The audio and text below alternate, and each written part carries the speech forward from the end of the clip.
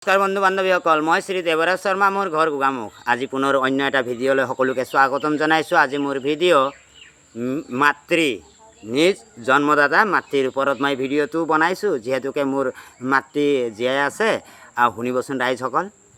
মাতৃ, হে জন্মদাতা মাতৃ, তোমাৰে আমি সৃষ্টি, তোমাৰ কোলাতে হৈ তোমাৰ চকুলৈ চাই কান্দিছিলোঁ বিনাই।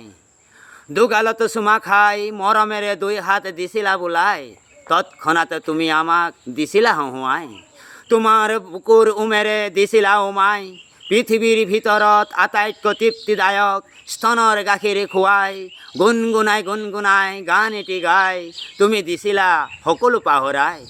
হাত ফুৰাই ফুৰাই দিছিলা হুৱাই, টোপনিত লালকাল আমি বাৰে বাৰে আহি তুমি চাইছিলা জুমি।